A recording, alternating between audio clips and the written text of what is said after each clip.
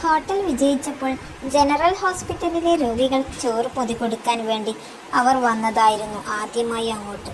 അന്നാണ് സുലൈഖ ആ കാഴ്ച കണ്ടത്. ആരോരും നോക്കാനില്ലാതെ ഒരു മൂലയിൽ ബെഡിൽ വികൃത രൂപമായി ആമിനുമ്മ കിടക്കുന്നു. അവരെ കാണുമ്പോൾ അവർക്ക് ബോധം പോലും ഉണ്ടായിരുന്നില്ല. അവിടെ ഉണ്ടായിരുന്ന നേഴ്സ് അപ്പോൾ പറഞ്ഞത്, എങ്ങനെയോ ആക്സിഡൻ്റായി അടിവാരത്തിലേക്ക് വീണതാ എന്ന് തോന്നുന്നു. വീണിട്ട് ഒരു ദിവസം കഴിഞ്ഞിട്ടാ അവിടെ ഉണ്ടായിരുന്ന ആളുകൾ ഹോസ്പിറ്റലിലേക്ക് എത്തിച്ചിരിക്കുന്നത്. അവിടെ ഒന്നും എടുക്കാനായിട്ട് നേരെ ഇങ്ങോട്ട് കൊണ്ടുവന്നതാ. കുറേ ദൂരത്ത് നിന്ന് വന്നതാണെന്ന് തോന്നുന്നു. ഒന്നും കയ്യിലുണ്ടായിരുന്നില്ല, ഒരു പൊട്ടിയ ഫോണും ചെറിയൊരു പേഴ്സും അല്ലാതെ. ഐഡൻറ്റിറ്റി ഏതാണെന്നറിഞ്ഞെങ്കിൽ പരസ്യമെങ്കിലും കൊടുക്കാമായിരുന്നു. ഇവിടെ കൊണ്ടുവന്നിട്ടും ഒരാൾ പോലും ഇതുവരെ അന്വേഷിച്ചു വന്നിട്ടില്ല. ആരും ഇല്ലാത്ത ഒരു അനാഥയായി കിടക്കുകയാണ്. ഇവിടുന്ന് ഭേദമായാൽ അഗതി മന്ദിരത്തിലേക്ക് മാറ്റണമെന്ന സൂപ്രണ്ട് പറഞ്ഞിരിക്കുന്നത്. ആ നഴ്സിന്റെ വാക്കുകൾ കേട്ട് സുലൈഖ അന്ന് പൊട്ടിക്കരഞ്ഞത്. അത് കണ്ട് ഞങ്ങളെല്ലാം അത്ഭുതത്തോടെ അവളെ നോക്കിയത്. അന്നാണ് മനസ്സിലായത് അവളുടെ കഥയിലെ ആമിനുമ്മ, അതായത് അവളുടെ ഭർത്താവിൻ്റെ ഉമ്മയായവർ, ഇപ്പോൾ ആരോരും നോക്കാനില്ലാതെ ഒരു ഗവൺമെൻറ് ഹോസ്പിറ്റലിൽ കിടക്കുന്നു. അവർ ഇനി എണീക്കില്ല എന്നാണ് ഡോക്ടർമാർ എല്ലാം ഒരേ സ്വരത്തിൽ പറയുന്നത്. നമ്മൾ വിതച്ചതേ നമുക്ക് കൊയ്യുകയുള്ളൂ. അവനൊന്ന് ആലോചിച്ച് സുലൈഖയുടെ പിന്നാലെ ഹോസ്പിറ്റലിലേക്ക് നടന്നു. ഉമ്മ, നിങ്ങൾക്ക് എന്നെ മനസ്സിലായോ? ഞാൻ സുലൈഖയാ. അവൾ എന്നും അവരോട് അങ്ങനെ ചോദിക്കും. പക്ഷേ അവർ അവളുടെ മുഖത്തേക്ക് നോക്കി ഒന്ന് കണ്ണീരൊലിപ്പിക്കും. സംസാരിക്കാൻ പോലും കഴിയാത്ത ഒരു അവസ്ഥ. ആദ്യമൊക്കെ ആമിനുമ്മയെ കാണുന്നത് പോലെ ഇഷ്ടമുണ്ടായിരുന്നില്ല. പിന്നെ സുലൈഖയുടെ പിന്നാലെ എന്നിങ്ങനെ പോന്നിട്ട് ഈ കാഴ്ചയെല്ലാം കാണുമ്പോൾ പാവം തോന്നും. അവർ സുലൈഖയെ ഇറക്കി വിട്ടത് കൊണ്ടല്ലേ ഞങ്ങൾക്ക് എല്ലാവർക്കും സുലൈഖയെ കിട്ടിയത്, അതും വിചാരിക്കും. അവൾ അവരുടെ മേലെല്ലാം തുടച്ച് മുഷിഞ്ഞ ഡ്രസ്സെല്ലാം മാറ്റി നല്ല ഡ്രസ്സ് അണിയിച്ചു. കുറച്ച് കഞ്ഞിയും ഫ്രൂട്ട്സിൻ്റെ ചാറുമെല്ലാം അവരുടെ ചുണ്ടിലേക്ക് എത്തിച്ചുകൊണ്ട് അവരെ ഒരു സിസ്റ്ററെ ഏൽപ്പിച്ച് അവൾ പുറത്തേക്ക് വന്നു. 2 ആഴ്ച കഴിഞ്ഞാൽ ഡിസ്ചാർജ് ചെയ്യുന്ന ഡോക്ടർ പറഞ്ഞത്. ഞാൻ ഡോക്ടറുടെ അടുത്തേക്ക് പോയിരുന്നു. അബ്ദു എന്ന് അവളുടെ മുഖത്തേക്ക് നോക്കിക്കൊണ്ട് പറഞ്ഞു. ഡിസ്ചാർജ് ആയാലും ഇതിന് വലിയ മാറ്റമൊന്നും ഉണ്ടാവില്ല എന്നാ പറഞ്ഞത്.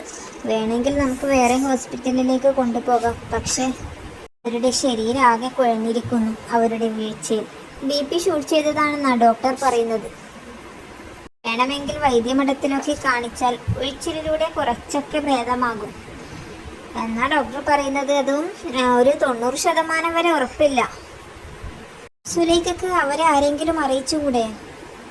വേണ്ട അബ്ദുക്ക, ഞാൻ അവരെ ആരെയും ഓർമ്മിക്കാൻ തന്നെ ആഗ്രഹിക്കുന്നില്ല. അവരെന്നെങ്കിലും അവരുടെ ഉമ്മയെ തേടി വരട്ടെ. അതുവരെ ഞാൻ വെയിറ്റ് ചെയ്യും. അതുവരെ ഞാൻ അവരെ നോക്കിക്കോളാം. ആ വീട്ടിൽ ചെന്നിട്ട് ഞാൻ പട്ടിണി എന്താണെന്ന് അറിയാത്തത്. നമ്മൾ കേട്ടിട്ടില്ലേ, എല്ലുമുറിയെ പണിയെടുത്ത് പല്ലുമുറിയെ തിന്നാന്ന്. അവിടെ ഞാൻ എല്ലുമുറിയെ പണിയെടുക്കും. എന്നാൽ എനിക്ക് വിശപ്പടക്കാനുള്ള ഭക്ഷണമെല്ലാം കിട്ടിയിരുന്നു.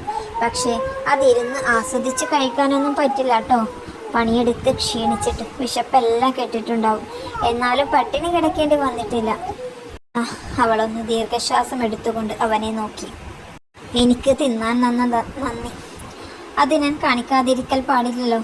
അവർ ചെയ്തത് തന്നെ നമ്മൾ തിരിച്ചും അവരോട് ചെയ്താൽ നമ്മൾ അവരും തമ്മിൽ എന്ത് വ്യത്യാസമാണുള്ളത്? ഏത് വൈദ്യമഠത്തിലേക്കാണെങ്കിലും നമുക്ക് കൊണ്ടുപോകാം. അല്ല, നേരം വൈകിയോ? എത്ര മണിക്കാ അദ്ദേഹത്തെ കാണണമെന്ന് വെച്ചിട്ടുള്ളത്? ഇല്ല സുലൈഖ, നേരം വൈകിട്ടൊന്നുമില്ല. ഞാൻ പറഞ്ഞിട്ടുണ്ട് കുറച്ച് സമയം കഴിഞ്ഞിട്ട് എത്തുകയുള്ളൂ എന്ന്. അവർ വേറെ ഏതോ ഒരു യാത്രയിലാണ്. അവരെ എത്താൻ വൈകിയെന്ന് അപ്പോൾ എന്നോട് പറഞ്ഞു. എന്നാൽ നമുക്ക് പോയാലോ? അവൾ അവനോട് ചോദിച്ചു. അവർ 2 പേരും കൂടി ഒരു ആഡംബര വീടിൻ്റെ മുന്നിലേക്ക് എത്തി. അവൻ ഓട്ടോയുടെ ഹോൺ അടിച്ചപ്പോൾ ഒരു സെക്യൂരിറ്റിക്കാരൻ ഓടി വന്നു. ഹലോ, ഇവിടേക്ക് ഇങ്ങനത്തെ വണ്ടിയൊന്നും കയറ്റാൻ പാടില്ല. അത് പുറത്ത് പാർക്ക് ചെയ്ത് ഉള്ളിലേക്ക് കയറി വാ, സെക്യൂരിറ്റിക്കാരൻ അവരോട് പറഞ്ഞു. അപ്പോൾ വണ്ടിയിൽ നിന്ന് സുലൈഖ ഇറങ്ങി. സോറി ചേട്ടാ, നിങ്ങൾ പറഞ്ഞത് എനിക്ക് മനസ്സിലായില്ല. എന്താ ഈ ഓട്ടോക്ക് കുഴപ്പം? ഈ വണ്ടിയുമായി ഉള്ളിലേക്ക് കയറിയാൽ എന്താ പ്രശ്നം? പിന്നെ ഞങ്ങൾക്ക് നിർബന്ധമൊന്നുമില്ല അതിൻ്റെ ഉള്ളിലേക്ക് കയറണമെന്ന്. പിന്നെ അബ്ദുവും സുലൈഖയും വന്നിട്ടുണ്ട് എന്ന് പറഞ്ഞാൽ മതി, അവൾ ഒരു ഉറച്ച ശബ്ദത്തിൽ പറഞ്ഞു നിർത്തി. അയ്യോ സോറി മാഡം, നിങ്ങളെ വെയിറ്റ് ചെയ്തുകൊണ്ട് മുതലാളി അവിടെ ഇരിക്കുക. നിങ്ങൾ ഇങ്ങനത്തെ വാഹനത്തിലാണ് വരുന്നതെന്ന് എനിക്കറിയില്ലായിരുന്നു. സോറി, എൻ്റെ പണി കളയരുത്. എനിക്കിഷ്ടമില്ലാത്ത കൊണ്ടല്ല കേട്ടോ. ഇവിടേക്ക് ഇങ്ങനത്തെ വണ്ടിയിൽ ആരും വരാറില്ല, അതുകൊണ്ട് പറഞ്ഞതാ. സാരമില്ല സുലൈഖ, നീ ഇതിലേക്ക് കയറിക്കോ. അവരെ ആളറിയാതെ പറഞ്ഞതാ. അബ്ദു ഒന്ന് അവളെ മയപ്പെടുത്തിക്കൊണ്ട് പറഞ്ഞു. അവർക്കായി സെക്യൂരിറ്റിക്കാരൻ ഗേറ്റ് തുറന്നു വെച്ചു. അവൻ ആ ഓട്ടോയുമായി ഉള്ളിലേക്ക് പ്രവേശിച്ചു.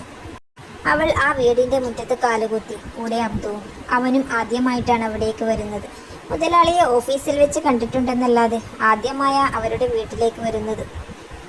അവരുടെ ഓട്ടോയുടെ ശബ്ദം കേട്ട് ഒരു വെള്ള ജുബ്ബയും വെള്ള തുണിയും എടുത്ത് ഒരാൾ പുറത്തേക്ക് വന്നു. ആ അബ്ദു, വായോ, നിങ്ങൾ പറഞ്ഞ സമയത്ത് തന്നെ എത്തിയല്ലോ. അബൂബക്കർ ഹാജി പുറത്തേക്ക് വന്നു. ആ നാട്ടിലെ പേര് കേട്ട ഒരു മുതലാളിയ അദ്ദേഹം. ആളുകൾക്കെല്ലാം നല്ല ഉപകാരവും ദാനവും ചെയ്യുന്ന നല്ലൊരു വ്യക്തിത്വത്തിന്റെ ഉടമയാ അബൂബക്കർ ഹാജി. ഇതാണ് സുലൈഖ അല്ലേ? ഇപ്പോൾ ആ കുട്ടിയുടെ പേര് അറിയാത്തവർ ഈ നാട്ടിൽ ചുരുക്കേ ഉള്ളൂ. മോളിരിക്ക്, അയാൾ അവൾക്കൊരു കസേര കാണിച്ചുകൊണ്ട് പറഞ്ഞു. അവൾ അബ്ദുവിനെ ഒന്ന് നോക്കി. അബ്ദുക്ക് ഇരിക്ക്, അവൾ അവനെ ക്ഷണിച്ചു. അവർ രണ്ടുപേരുമായി ഒരു സോഫയിൽ ഇരുന്നു. നിങ്ങൾക്ക് രണ്ടുപേർക്ക് എന്താ കുടിക്കാൻ വേണ്ടത്? ജ്യൂസ് പറയട്ടെ? അവർ രണ്ടുപേരും ഒരുമിച്ച് തല ഒന്നാട്ടി. ഞാൻ മോളെ വിളിപ്പിച്ചത്, ഞാനൊരു ഹോട്ടൽ തുടങ്ങാൻ ഉദ്ദേശിക്കുന്നുണ്ട്. എൻ്റെ വാപ്പ പണ്ടത്തെ ചായക്കച്ചവടക്കാരനായിരുന്നു. ഉപ്പാൻ്റെ ഓർമ്മയിലൊന്ന് പണിതുയർത്തണമെന്ന് എൻ്റെ വലിയ ആഗ്രഹം. കുറേ പേര് ഷെയർ ഇടാന്ന് പറഞ്ഞു. പക്ഷെ ഇപ്പോൾ ഒരു ഹോട്ടൽ കൊണ്ട് നടക്കണമെങ്കിൽ നല്ല പണിയാ. മാത്രവുമല്ല അത് വിജയിച്ചു വരികയും വേണം. പണം ഇറക്കാൻ ഒരുപാട് ആൾക്കാരുണ്ട്. അത് നടത്തിക്കൊണ്ട് പോകാനാണ് ആളില്ലാത്തത്. എനിക്ക് മോളുടെ ഒരു സഹായം വേണമായിരുന്നു. മോളും അതിലൊന്ന് ഷെയർ കൂടിയിട്ട് അതൊന്ന് വിജയിപ്പിച്ചെടുക്കണം. മോളെ ഞങ്ങൾ അതിൻ്റെ മാനേജറാക്കാം. കിട്ടുന്ന നല്ലൊരു ലാഭവിഹിതം മോൾക്കായിട്ട് തരാം.